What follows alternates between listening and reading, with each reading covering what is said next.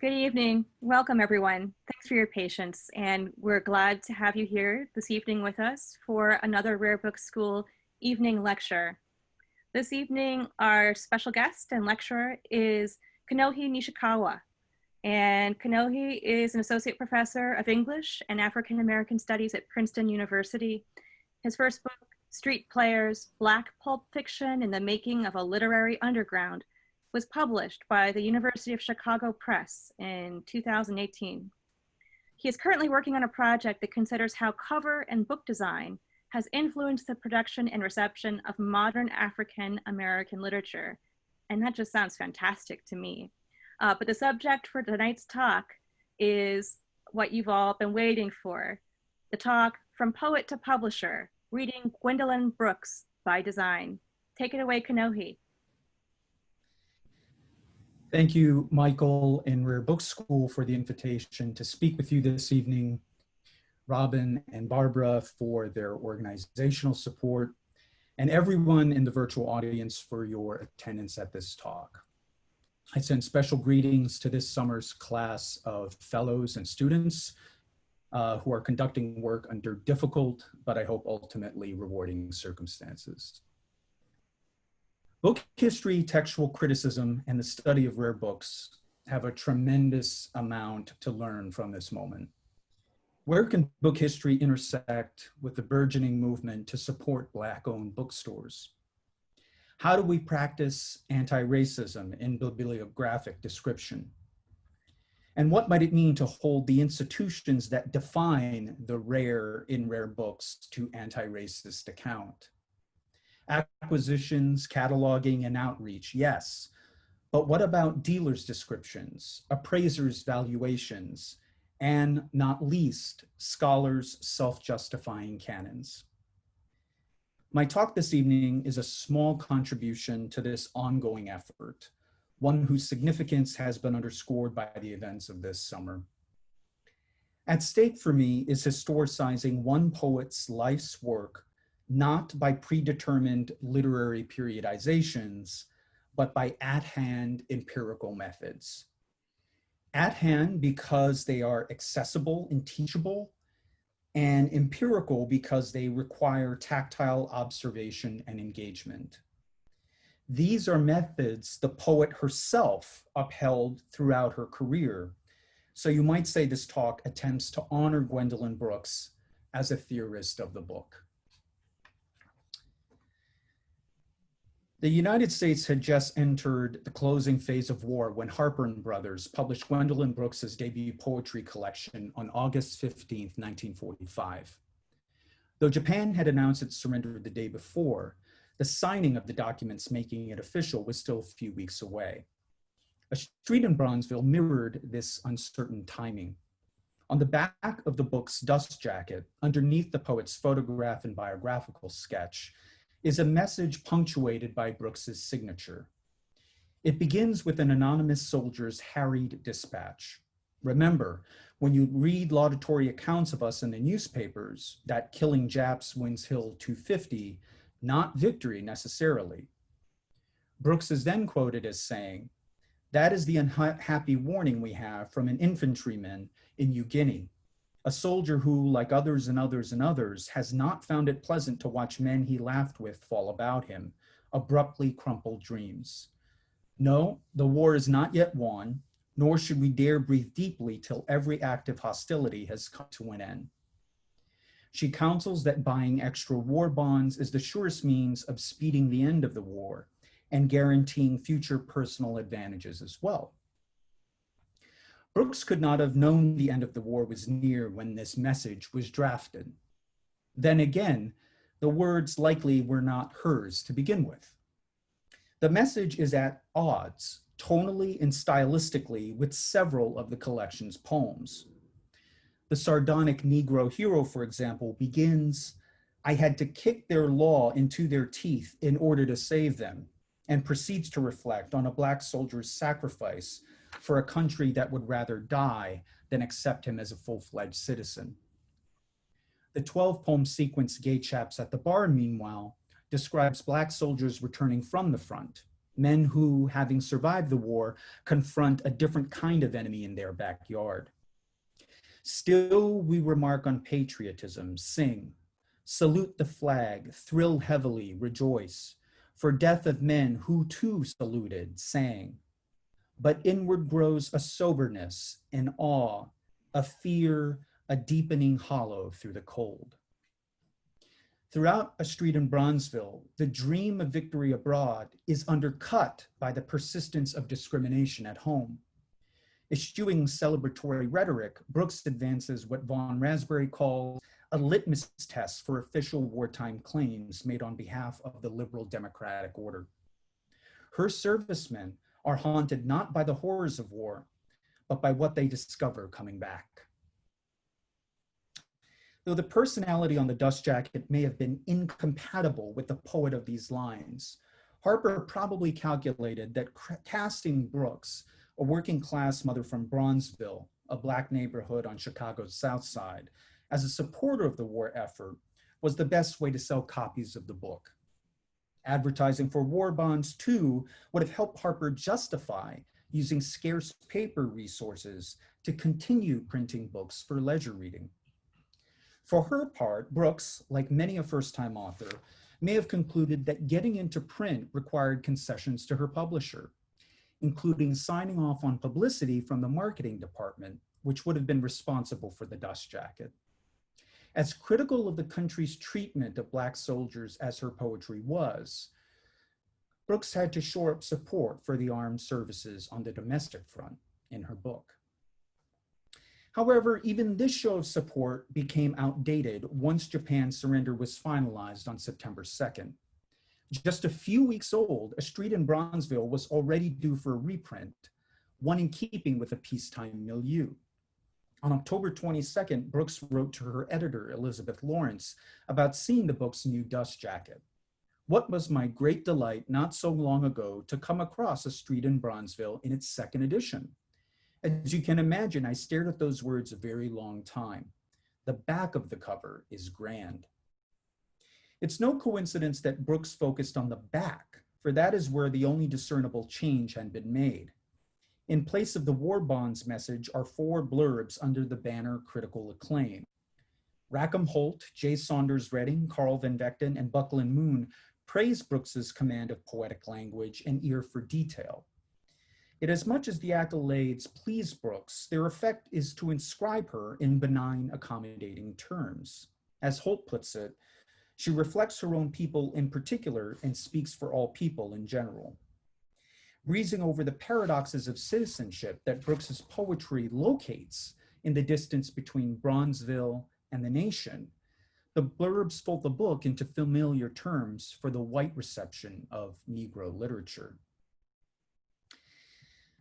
Pinging between American militarism and raceless universalism, Harper's quickfire marketing of A Street in Bronzeville is a reminder of how Black writers had to conform to national and geopolitical prerogatives during this time.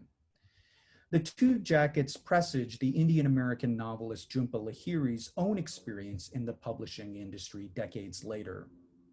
When my books were first published, LAHIRI writes, in the clothing of books, I discovered that another part of me had to be dressed and presented to the world. But what is wrapped around my words, my book covers, is not of my choosing. In this unusually candid reflection on the publishing industry, LAHIRI complains about the mismatch between her words and her covers, the substance of her writing and the package in which it arrives. Most of my book jackets don't fit me, she notes, elaborating that the wrong cover is cumbersome, suffocating, or like a too tight sweater, inadequate. This is a problem for LAHIRI insofar as the jacket is not only the text's first clothing, but also its first interpretation, both visual and for sales promotion. In other words, even though the design of the jacket is beyond the author's control, it remains the most visible point of connection between her artistic vocation and her public. By the end of the clothing of books, the image LAHIRI leaves in our mind is that of the author stepping out into the world in attire she did not choose nor was fitted for. Brooks did not leave behind so definite a statement on how she felt about her covers during her career. Still, I want to argue tonight that what we are able to piece together from her published work and archive papers suggests a lifelong concern with book design, and specifically with finding the right fit for her poetry. These things mattered to Brooks not because she wanted her covers to accord with her words, but because she wanted her words to resonate among certain kinds of readers. Brooks would have acknowledged LAHIRI's point that design is tethered to the imperatives of promotion and marketing. However, where LAHIRI conceives the outward-facing nature of design as detracting from her work, Brooks viewed the same as an opportunity for reinvention, breathing new meaning into already published poetry and connecting new work to those she considered her first readers, the Black working class denizens of Bronzeville. Design, in short, became a way for Brooks to think seriously about the dynamics of readership at a particular moment in time, as well as shifts in readership over a long stretch of time. In advancing this claim, I aver Brooks to have had a continuous investment in her reception among Black Chicagoans, one that began on unsure footing in 1945, but that grew more pronounced as she transitioned from Harper to small regional presses and finally to self-publishing. While critics have long argued that Brooks's move away from Harper and toward the Black arts movement allowed her to compose more radical poetry, in fact, the changes she made to her art are registered most clearly at the level of book and cover design. Ultimately, in tracing her design trajectory from New York to Detroit and Chicago and back to her own doorstep, I show how Brooks was always trying to find ways of making her poetic voice look more like home. Brooks's earliest correspondence with Harper reveals the germ of this desire. She submitted her manuscript for Street in Bronzeville on July 18, 1944. At the end of her cover letter, she wrote, "If you find it acceptable, I can furnish illustrations for as many of the poems as you would like by a well-known Chicago interpreter of Negro life." In the only surviving copy of the letter, someone at Harper, possibly Elizabeth Lawrence, wrote, "Who?" in the margin.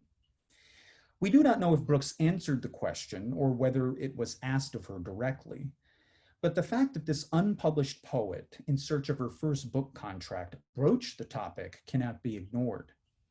In proposing a collaboration with a local artist, Brooks was not only venturing a visual complement to her poetry, she was making a case for a Street in Bronzeville's specificity of place. The power of the collection lay in its details of the Black community in Chicago, not in some vague notion of the universalism of experience. Though this aspect of the project was not realized, raising the possibility constituted an effort to shrink the distance between Chicago and New York. The effort may not have been in vain. Brooks's second book, the poetry collection Annie Allen, was published by Harper in 1949. Liesl Olson notes in Chicago Renaissance that the illustrator Brooks referred to in 1944 likely was Ernest Alexander, a New Jersey-born artist living in Chicago at the time. This time, she did not ask for feedback. She sent his work directly to Harper on March 11, 1949. The result is that Alexander's sketched profile of Brooks appears on the back of the dust jacket, as well as on the glossy frontispiece to the book. The doubling draws an implicit link between poet and persona, Gwendolyn Brooks and Annie Allen. On its own, the profile gives the appearance of informality, a sketch started and finished on the date noted in the bottom corner. In fact, the drawing is a study of line, shading, and contrast, with line defining the woman's features and shading adding texture to her hair. Though classically posed, she is rendered in a vernacular visual grammar. On the back cover, the drawing conveys Brooks's commitment to craft, her mastery and reimagining of form. As an uncaptioned frontispiece, it introduces Annie to be the subject of her own thoughts and observations. The dissonance that comes out of recognizing this both is and isn't Brooks demarcates a zone of privacy for Annie herself. In this, Alexander's drawing complements Brooks's exploration of what Elizabeth Alexander has called the Black interior.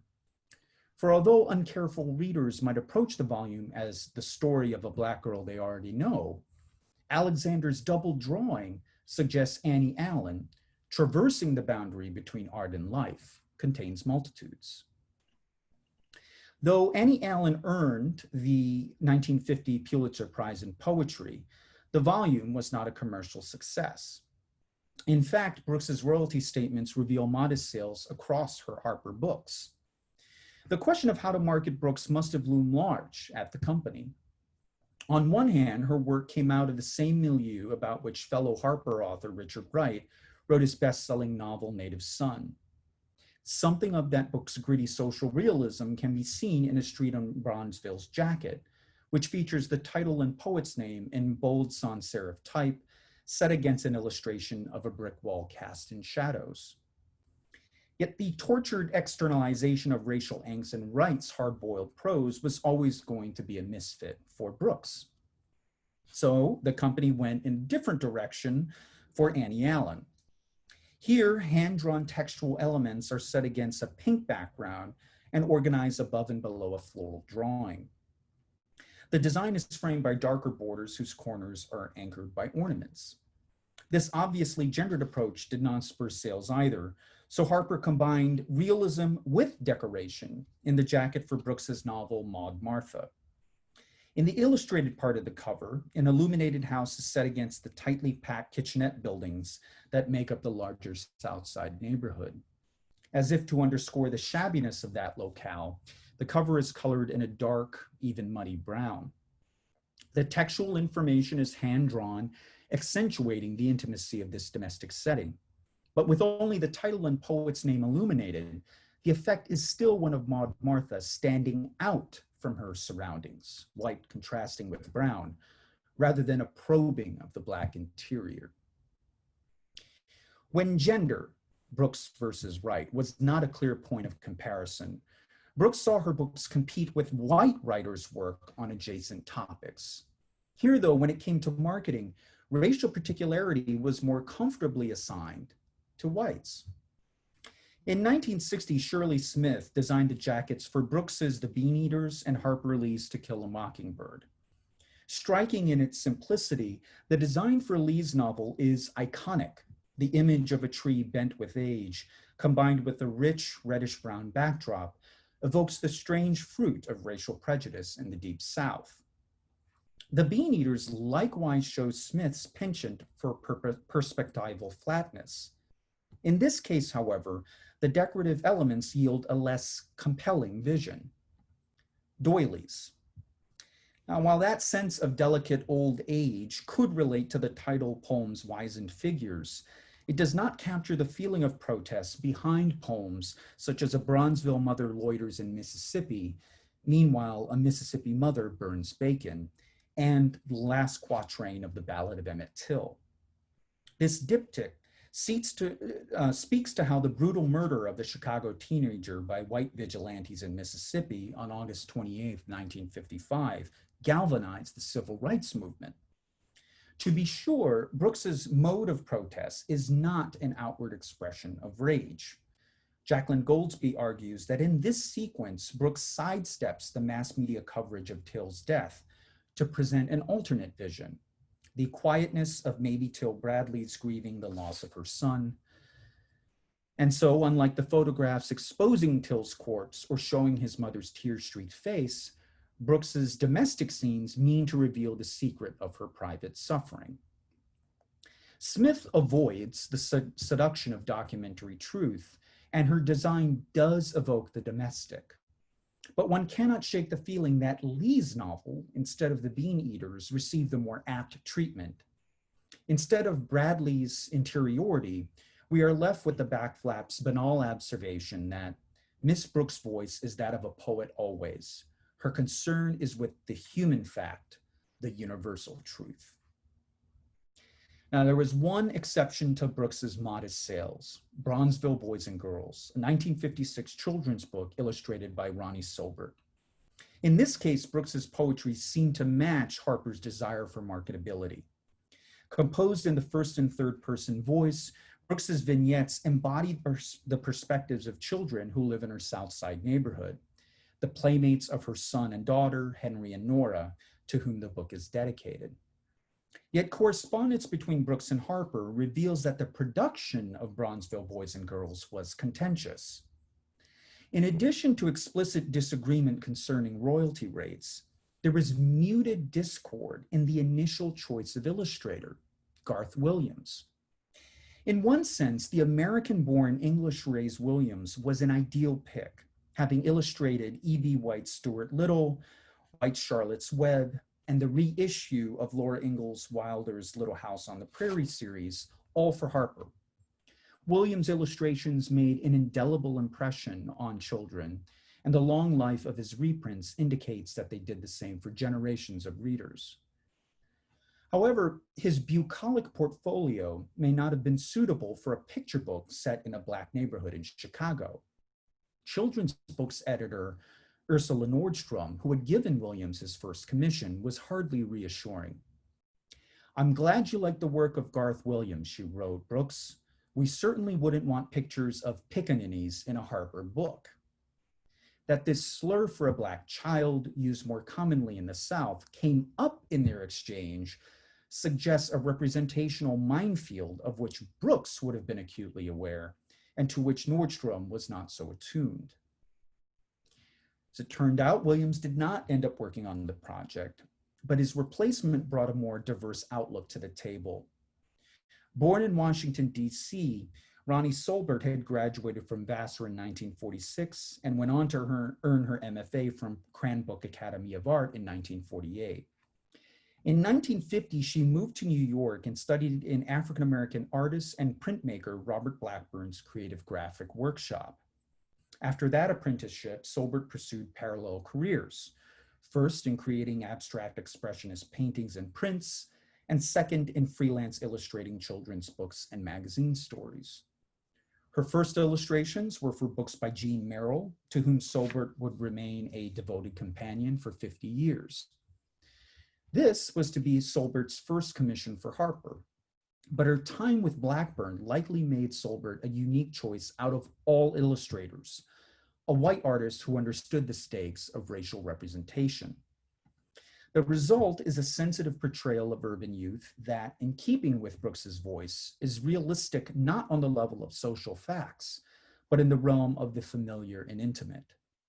Importantly, by not shading in any figure's features, Solbert leaves racial identity to be interpreted through the lines of her drawings, an aesthetic not unlike that displayed in Ernest Alexander's sketch of the poet for Annie Allen.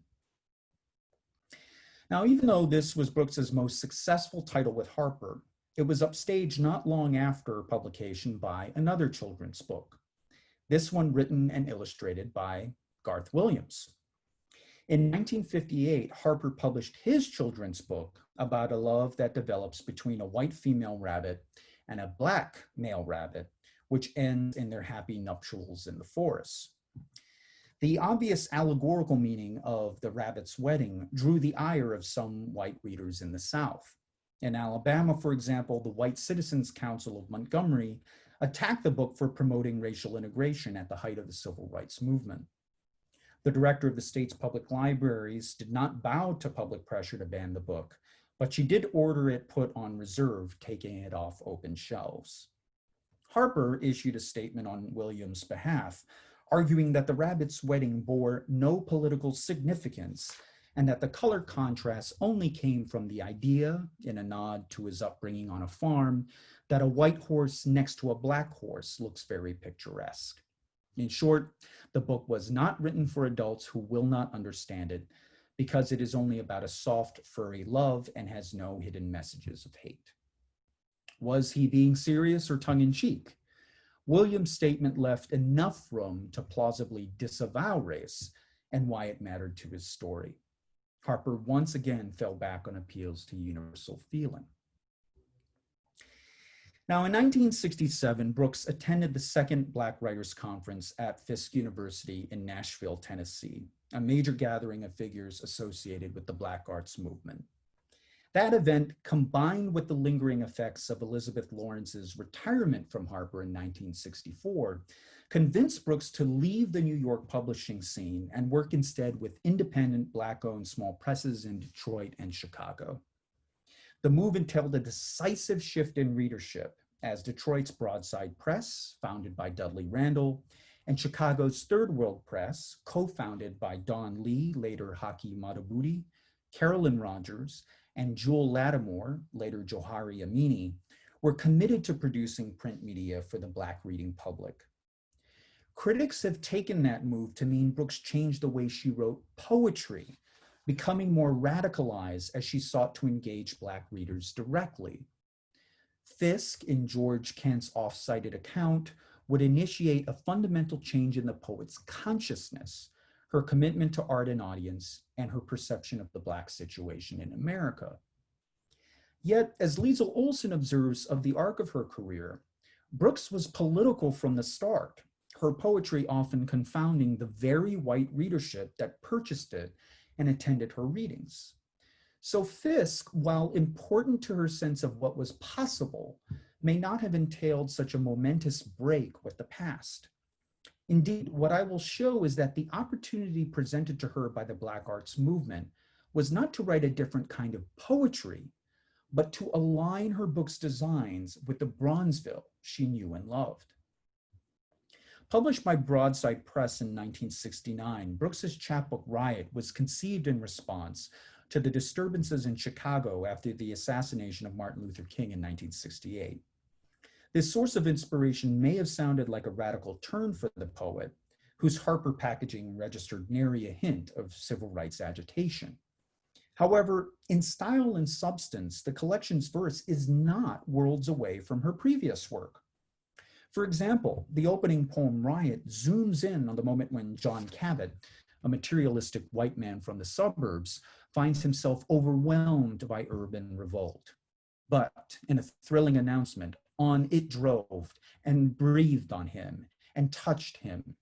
In that breath, the fume of pigfoot, chitterling and cheap chili, malign, mocked John. Though no doubt attuned to the politics of the moment, the form of this section of Riot echoes Brooks's poem, A Bronzeville Mother, from the Bean Eaters. In both cases, alliteration and imagery related to Southern food evoke the everydayness of simmering racial violence. And while the tables may have been turned on John Cabot, both he and the earlier poem's presumptive subject, Carolyn Bryant, the white woman whose accusation of impropriety spurred Till's murder, are most haunted by Blackness when the fume or pungent smoke of cooking hits them. If Brooks's poetic style had not changed appreciably over the 1960s, what made her Black arts output distinctive was the material form it took. Most importantly, the movement's emphasis on community-oriented Black graphic design and illustration was consistently applied to Brooks's work. The striking cover of Riot, for example, was the work of Detroit artist Cleety Taylor. Taylor had designed the broadside version of Brooks's catchy We Real Cool in 1966. That poem was part of Randall's broadside series of single sheet works combining trenchant, socially relevant verse with eye-catching graphic design. Sold for modest sums and posted all over the city, these broadsides exposed ordinary people to protest poetry through the familiar visual cues. The text of We Real Cool, for example, is lettered to look like something scrawled on a chalkboard, underscoring the links between the school and the pool room of the poem's urban imaginary. The series' grassroots success led to the establishment of the press, named in honor of the format that connected art to everyday life. When Randall expanded operations to include chapbooks, anthologies, and other media, he made sure that graphic artists like Taylor remained an integral part of the production process. That emphasis can certainly be seen on the cover for Riot. Taylor creates a meaningful contrast between the title and Brooks's name. The bold overlapping lettering of Riot reflects the thick sociality of mass protest that Brooks animates in her poetry. The title's red color and its encirclement within what looks like a bullet hole perfectly capture the nexus of white violence and Black rage, that the death of Dr. King signified.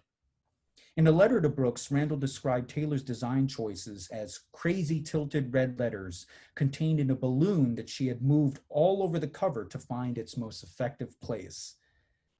That these elements are set off from the tasteful, measured, and even elegant typeface used for Brooks's name is a visual reminder of where her art has been and where it is moving toward. It's a design suited for the chapbook whose medium-specific qualities, affordable and handy, already distinguished it from Brooks's Harper hardcovers. What makes Wright distinctly of Black Chicago, though, is the chapbook's frontispiece, a color reproduction of Jeff Donaldson's painting a la Shango. Donaldson had been affiliated with the visual workshop of the Organization for Black American Culture, or OBASI, a South Side collective that sought to create art by and for the Black community. OBASI's most memorable achievement was to put up the Wall of Respect, a mural celebrating Black political and culture heroes from Nat Turner to Muhammad Ali. By 1969, Donaldson and other artists had broken off to form COBRA, short for the Commune of Bad Relevant Artists, which later went by AfriCOBRA. A la Shango is infused by the communal groundwork laid by OBASI, but is also inspired by AfriCOBRA's experimental visual grammars. It shows two young men in slacks and white short-sleeved shirts, their dark brown skin extending to the tribal statue the one in the foreground holds in his hand. They defiantly meet the viewer's gaze, both holding up their free hands, palms outward, to the glass separating them from us. Except this glass appears to be shattering around them, meaning that they are not, in fact, so separated. Indeed, glass in this image is the citation of a concept, hence the word being spelled out, not the thing itself. It's as though the bursts of color from their heads and the statue's head dissolve whatever conceptual or physical boundaries might keep them apart from us. Thus, much like Ernest Alexander's drawing of Brooks, Donaldson's art makes room for abstraction while nonetheless evoking concrete existence on the South Side. Adapted into the frontispieces for Annie Allen and Riot, these works serve a similar function, even though they are differently rendered. A final detail reveals how Broadside worked with Brooks to make Riot look like how she wanted it to. The chapbook opens with an epigraph by the writer Henry Miller, who in 1944 wrote, "It would be a terrible thing for Chicago if this black fountain of life should suddenly erupt."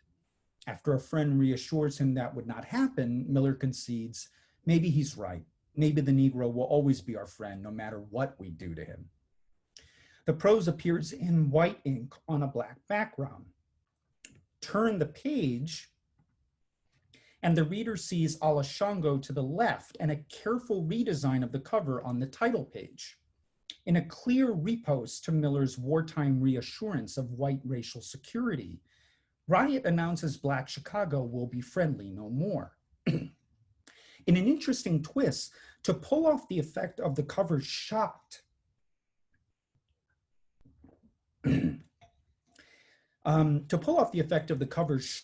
going all the way through to the title page, Randall and Brooks worked with a suggestion made by the printer.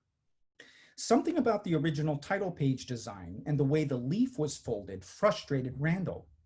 I told the printer we didn't want the last page so arty as to have a red title or a pink tinted page. So the printer came up with a solution. The title page could be tinted a pale yellow, and thus the balloon could be outlined in red with red letters. The page would also echo the tan brown tints of the frontispiece opposite it. Ultimately, this change would afford some color without looking too arty. Randall and Brooks evidently agreed, which allowed them to retain not just the title's coloring, but the balloon shape whose outline contrasts white-black on the cover and red pale yellow on the title page. Randall would go on to publish several works by Brooks over the next 6 years, including chapbooks, edited collections, and her memoir, Report from Part 1. But perhaps most significantly, working with Broadside allowed Brooks to revisit the children's book genre. Based on a statement made by her daughter Nora, Brooks composed a short poem whose central idea is that aloneness is different from loneliness. Leroy Foster, an African-American painter and muralist from Detroit, was tapped to do the illustrations for Aloneness, the book version of the poem. Like Ronnie Solbert, Foster had studied at the Cranbrook Academy of Art in the nearby suburb of Bloomfield Hills. But as someone who had dedicated his life to rendering Black life in exquisite detail, Foster brought a vision to the poem that Solbert understandably did not possess. So while Solbert's illustrations for Bronzeville boys and girls are sensitive and non-stereotypical, Foster's drawings for Aloneness evince a more positive charge, the deep nurturing of the Black child's self. In Foster's hands, Black childhood is figured more boldly with darker shading in and around racial features, but also through more ineffable qualities like gesture and expression, again through shading. The result is a singular contribution to Black arts publishing and to Brooks' oeuvre in particular. Brooks' turn toward publishing her own work began in 1974, when she notified Randall that her annual review of Black arts criticism and theory, The Black Position, ought to be transferred to her name. Broadside had published the review's first 3 issues from 1971 to 1973 with Brooks as editor. Nearly all the contributors were based in Chicago or had important Chicago connections, and her copyright claim, which suggests she had invested her own funds in the project, was just a further step in making the project fully her own. Later in 1974, Randall sent Brooks a bill from Broadside's printer, Harlow Printing Company, for payment. In addition to facilitating the transaction, he offered these words of advice. I hope you'll sell the magazines, not give them away. You can get your money back by selling them. Brooks, it seems, was eager for Broadside's help in matters of printing. When it came to distribution, however, she preferred to make the Black Position available on her terms, even if that meant publishing at a loss. That emphasis on distribution explains the literary production of Brooks's late period, one that critics in general and even Brooks specialists rarely have addressed. In the 1980s, Brooks self-published new poetry and reprinted previously published work out of her modest Southside home at 7428 South Evans Avenue. The venture went under different names, but it yielded a number of works that have gone unstudied by scholars. It began appropriately with 2 short poems and an artist statement organized into Primer for Blacks, published under the imprint Black Position Press in 1980. At a time when most of the Black arts little magazines and presses were long defunct, Brooks uses this work to mark a continuation of their spirit. We still need the essential Black statement of defense and definition, she writes, and in the title poem, she does just that. Blackness is a title, is a preoccupation, is a commitment Blacks are to comprehend, and in which you are to perceive your glory. At only 7 numbered pages, Primer for Blacks seeks to revive the ethos of the Black arts movement for an uncertain future. By including the word primer in the title, Brooks signals that even adults need to be reminded of their inherent self-worth. Brooks renamed her imprint Brooks Press later in 1980. Under that name, she published Young Poets Primer, Black Love, the combined commemorative poems Mayor Harold Washington and Chicago, the I Will City, and Very Young Poets. These titles enlarged the community-based vision of Primer for Blacks, which in real life culminated in the 1983 election of Harold Washington as the city's first African-American mayor. After this run of publications, Brooks changed the name of the imprint again, this time to the David Company in honor of her late father, David Anderson Brooks. Under this name, she released the Near Johannesburg Boy and Other Poems, Blacks, Winnie, and Children Coming Home. While the Near Johannesburg Boy and Winnie reflect Brooks's emerging global vision of anti-apartheid activism, she grounds her diasporic consciousness in explicit references to her adopted hometown. The Chicago Picasso, 1986, for example, which harks back to her commissioned poem for the public sculpture's unveiling in 1967, is situated at the center of the Near Johannesburg Boy, while a section of Winnie has Nelson Mandela's wife proclaim, Donald and Dorothy and William and Mary, Angela, Juan, Zimunya, Kimosha, Black Americans, you wear all the names of the world. One can bet that, given the intimacy of her mode of address, Brooks personally knew someone with each of these names. For most of these publications, Brooks preferred high-quality paper and simple, elegant typefaces. There were not enough funds for coloring or standout effects. But Brooks made an exception for Blacks, a compilation of her creative output at Harper, Broadside, and Third World Press, which had published a handsome edition of her selected poems to disembark in 1981. The layout of Blacks is lifted directly from Harper's selected poems and the world of Gwendolyn Brooks, with newer material added at the end. There's not much inside the book that distinguishes this volume from its predecessors. Instead, it's Brooks's choice of binding that aligns the look of the book with the lived experience of Bronzeville's readers. The volume appears in navy blue leatherette softboards with gold gilt print on the spine and front cover. With this binding, Blacks at 512 pages looks like a Bible. Its design feature is not meant to imply that Brooks thought her word was scripture. Rather, it's meant to suggest how she conceived self-publishing as an opportunity to make her summa suited for everyday use. On any given Sunday, Brooks would have seen neighbors hold, carry, flip through, study, share, and consult their leatherette Bibles. She wanted Blacks to feel Black in the same way those Bibles did. Yet the story behind the production of this cherished volume reveals the possibilities and limitations of Brooks's will to self-publish.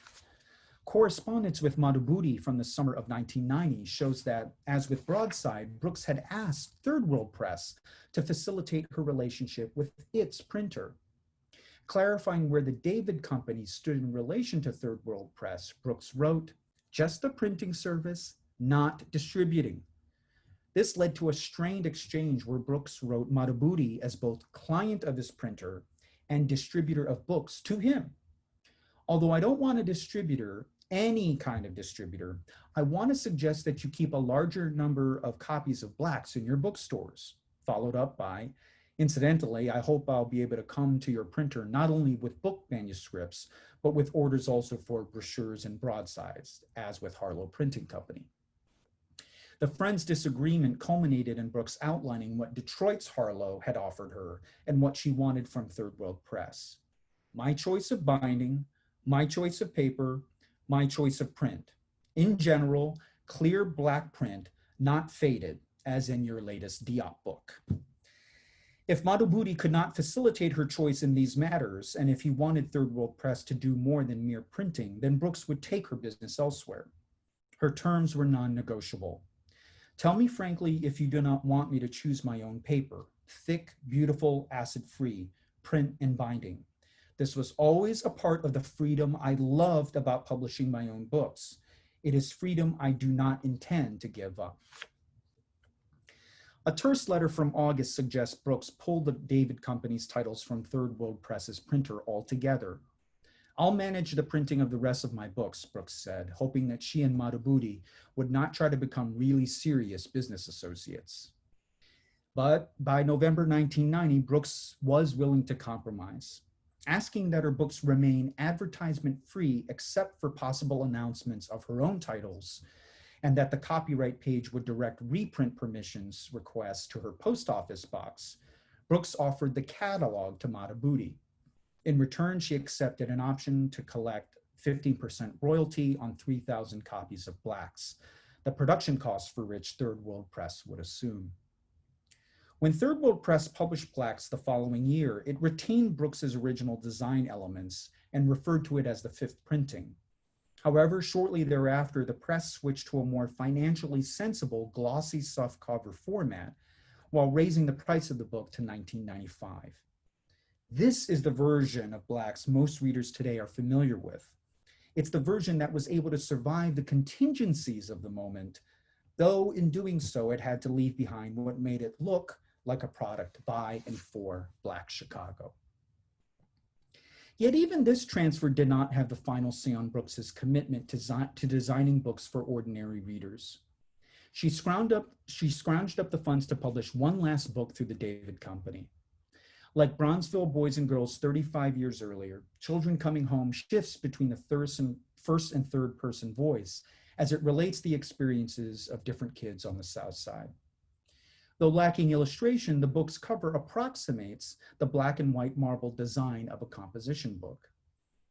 Now, that design may conjure the dread of homework for some, but once the book is open, the poetry reveals the design's alternate signification as a journal, a record of and resource for children's voices that might otherwise go unheard. Prefaced by Mary Evans' epigraph, "Speak the truth to the people," the book enjoins the reader to hear the truth behind these children's observations and imagine seeing the world through their eyes. In a way, then, Brooks's design flips the surface level meaning of the title. Readers might initially think it refers to school children, but as the wisdom of the book unfolds, they realize it is adults who are the children in need of reminding where they come from and where they are going.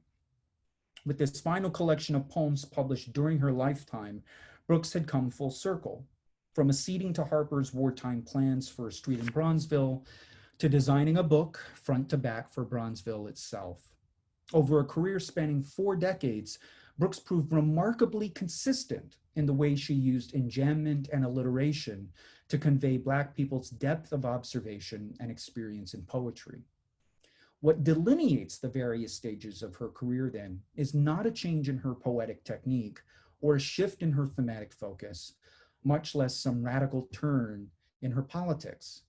Rather, the stages are more precisely evidenced by how much control Brooks was able to exercise in creating the right design, or fit, as JHUMPA LAHIRI would have it, for her books. Seen through the lens of design, Brooks' oeuvre can be encountered anew as the desire to share the ordinary beauty of Bronzeville with the world, while devising ways to keep that desire grounded, to eventually bring it back home. Thank you.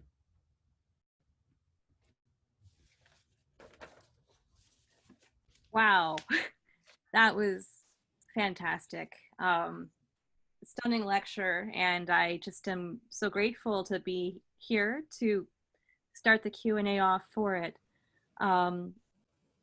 You remind us that reading a book is not just reading the text inside the book, but the whole book, and this has just been a stunning example of that.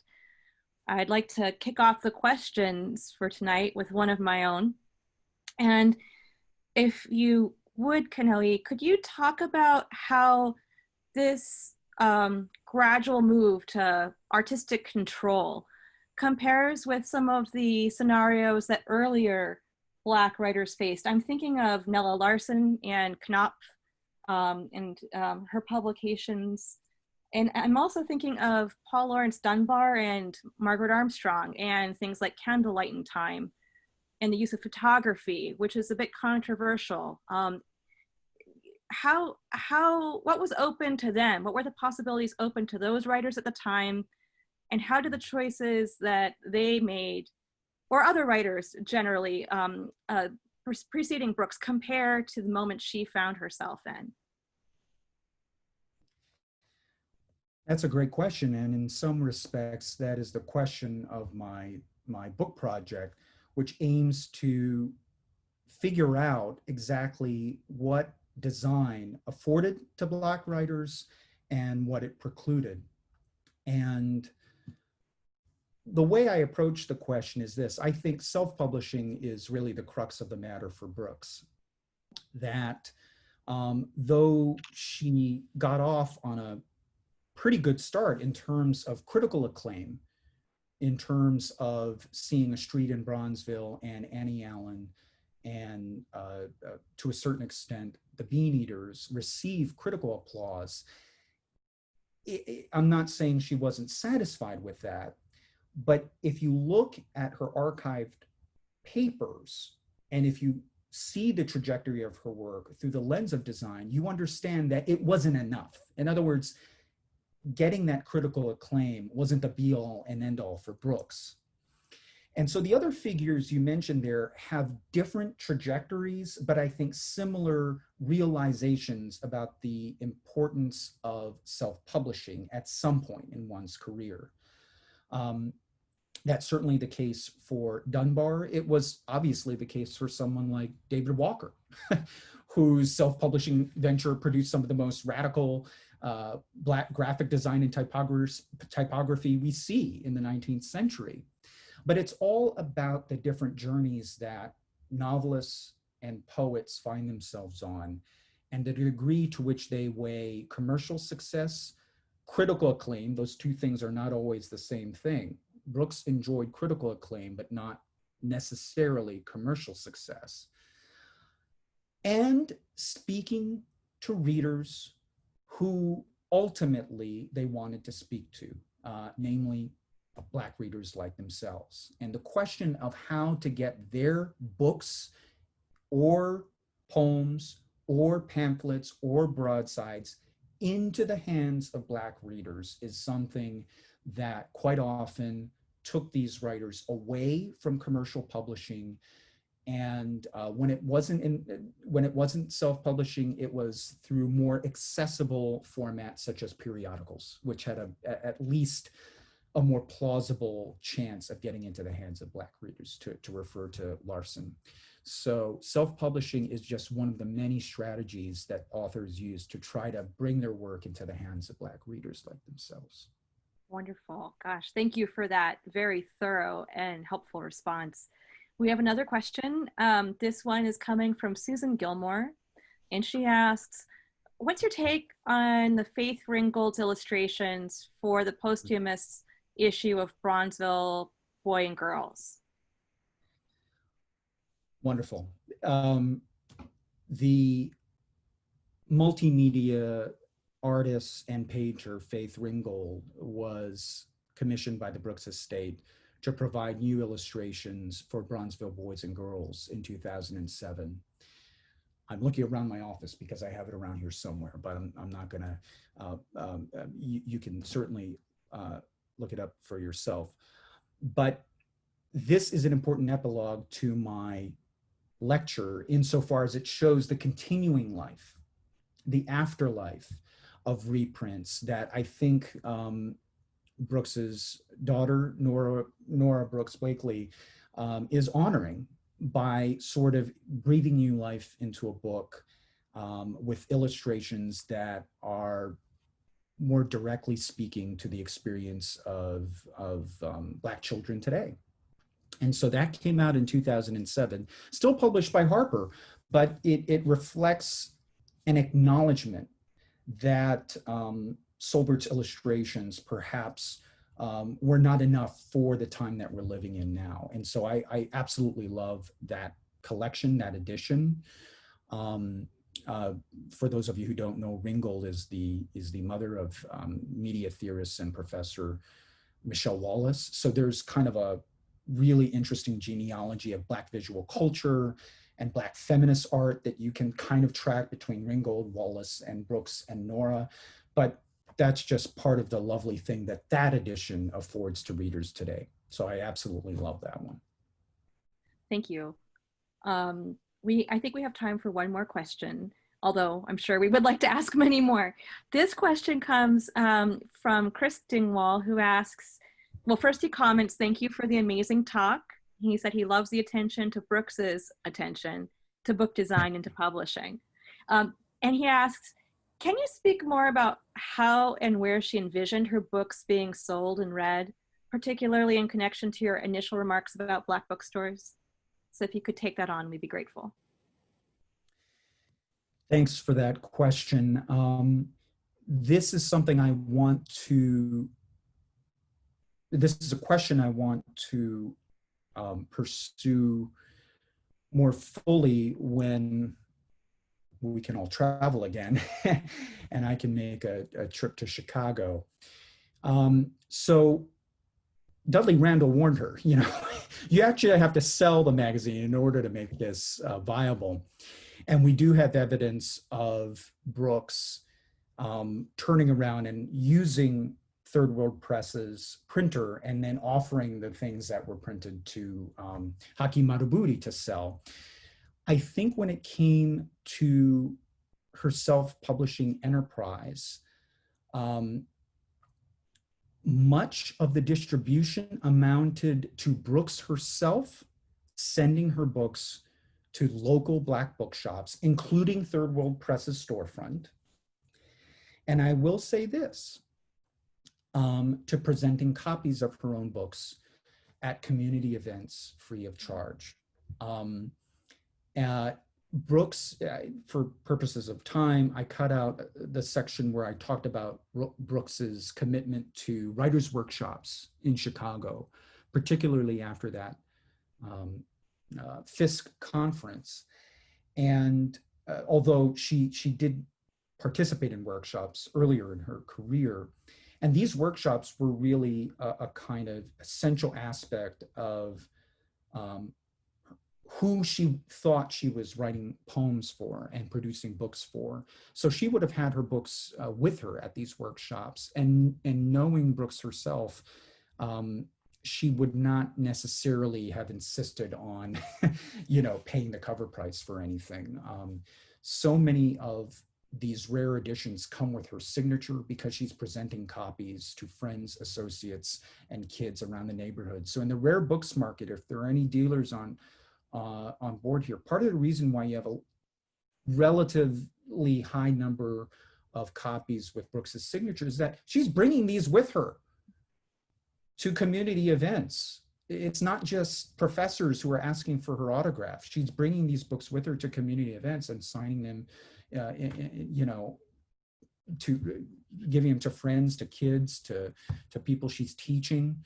So this is an essential aspect of her legacy, which is not only self-publishing, but taking on distribution. And my suspicion, again, I want to back this up with archival research. And in this case, I'd have to go not only to Chicago, but to the University of Illinois, which houses a new cache of Brooks's papers, even when she didn't really make a lot of money, if any money, out of it.